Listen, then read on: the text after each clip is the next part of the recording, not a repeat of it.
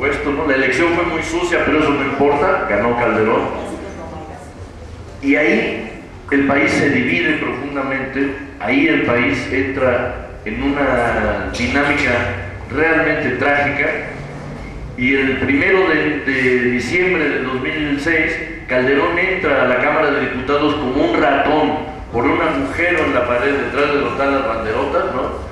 Y gracias a los chuchos, gracias a Ruth Zabaleta y a los priistas, gracias a Fabio Beltrones y demás, lo sientan, bueno, no lo sientan, lo meten, le ponen la banda, ¿no?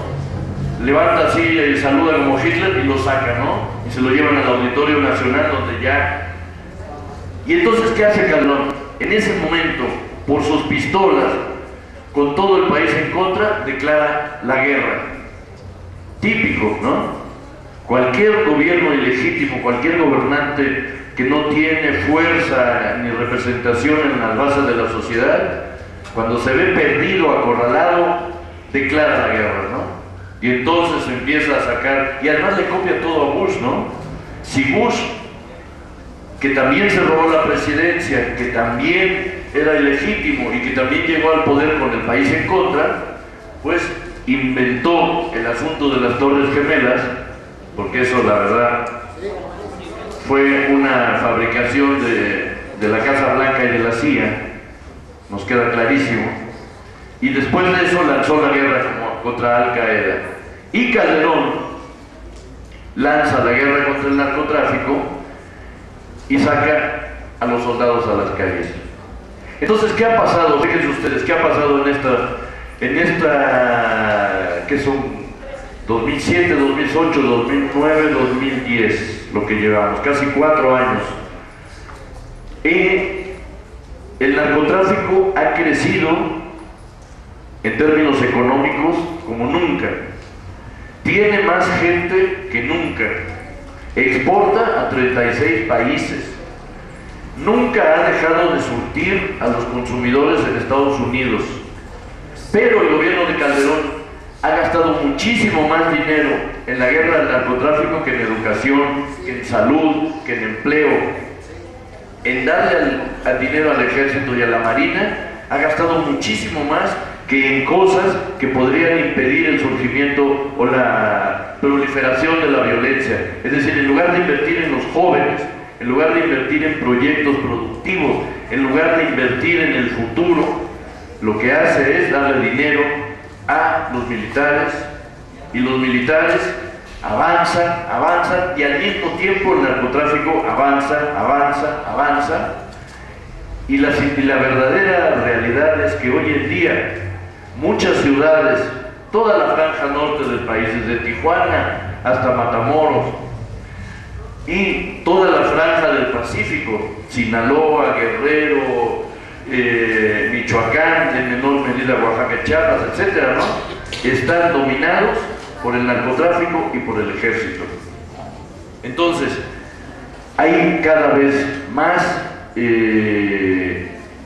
debilidad de las instituciones democráticas, el Estado de Derecho no existe, cualquier cosa o cualquier periódico o cualquier ciudadano que demuestre que un funcionario robó o fue responsable de un crimen o cometió algo en contra de la ley, no le pasa absolutamente nada, ¿no?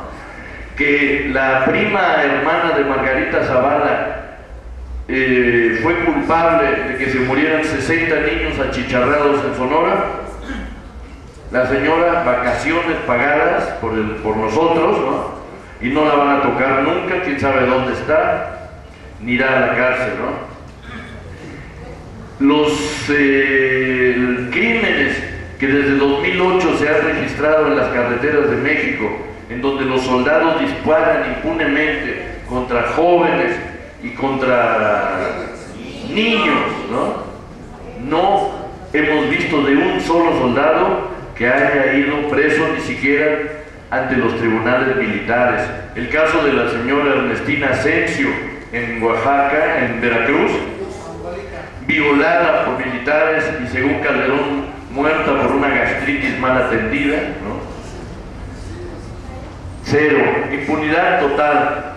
que los magistrados del Tribunal Electoral ganan muchísimo más que Calderón, que tienen un salario equivalente a 400,000 pesos al mes o más. Bueno, y los de la Corte, lo mismo, ¿no? Y cada vez que hay que sacar que hay un problema espinoso, ¿no? Como por ejemplo hace años, cuando hubo una protesta porque los bancos estaban cobrando intereses sobre intereses, la Corte dijo, es legal. Y ahora la Corte dice que es legal cualquier canallada que cometa el gobierno, porque es una Corte al servicio de esta gente. Pero entonces fíjense, tenemos una dictadura militar que se va expandiendo y que quienes la promueven están tratando de sentar las bases para que llegue al DF. Eso es la más grande apuesta de Calderón, esa es la más grande ambición. Quiere empezar a establecer retenes, ¿no? Y sabe que con los retenes van a venir los narcos y que con los narcos va a venir la guerra, ¿no? Porque de tanto jugar con la palabra guerra, estamos encontrando que en algunos lugares del norte ya hay una verdadera guerra. Les cuento un ejemplo que me tocó vivir más o menos de cerca hace unas semanas en Monterrey. Una mañana de pronto, todos los chavitos que se dedicaban a vender películas pirata o refacciones robadas o a cobrar la protección así de las tiendas y de los restaurantes en zonas muy céntricas de Monterrey, de pronto recibieron una orden: salir a las calles, detener camiones, camionetas y automóviles, bajar a los conductores, prenderles fuego a los vehículos, atravesándolos así en 31 puntos de la ciudad. Y entonces dieron una prueba de fuerza que la gente se quedó preguntando, bueno, ¿y como para qué? ¿No?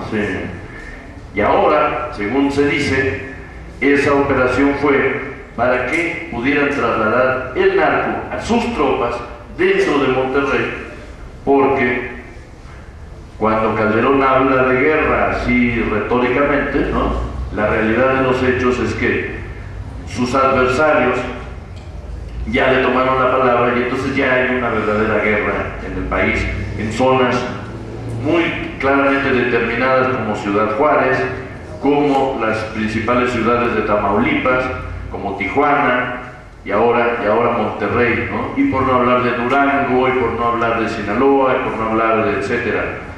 Y lo más reciente es Cuernavaca. El caso de Cuernavaca es muy claro. En Cuernavaca matan al hombre que fue el cerebro financiero del Chapo Guzmán. Cuando lo tenían rodeado y lo podían arrestar, lo matan, ¿no? Ese señor era líder de un cártel. En el momento que lo matan, ese cártel se divide en tres y esos tres entran en guerra por la posesión de Cuernavaca, ¿no? Entonces, ¿se acuerdan? Hace 8 días sale en internet un comunicado de un cártel que dice: a partir de las 8 de la noche toque de queda en Cuernavaca, ¿no? Y la gente dice: sí, cómo no, la gente le tiene mucho más respeto ya. Yo creo que si Calderón dijera: a partir de las 8 de la noche toque de queda en Cuapa, ¿no?, seguiríamos haciendo nuestra vida normal, ¿no? Como cuando nos dijeron: si mañana a las 12 de la noche no han registrado su celular, ya no van a poder hablar. Dijimos: oh, sí, que, ¿no? Qué impresionados nos quedamos, ¿no? Sabíamos que no iban a hacer lo que no hicieron, efectivamente. Pero bueno, esos son los terribles hechos, esa es la terrible realidad. Y se ha producido una síntesis entre los grandes empresarios de las industrias legales, como el Pan Bimbo, y Telmex y Televisa y todo eso, y los grandes empresarios de las industrias ilegales, que cuando traen su dinero al país, lo meten al sistema financiero, y ese dinero inevitablemente llega a mezclarse con el dinero de las industrias legales.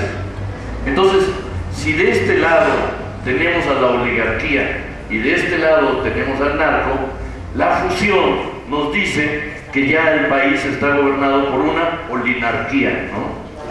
Ya son olinarcos, ¿no? Esa es la verdad de los hechos, ¿no?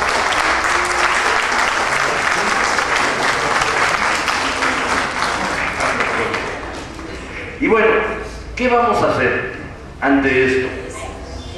¿Cuál es la única opción que tenemos? La única opción, el único actor político que nos está proponiendo un camino para recorrer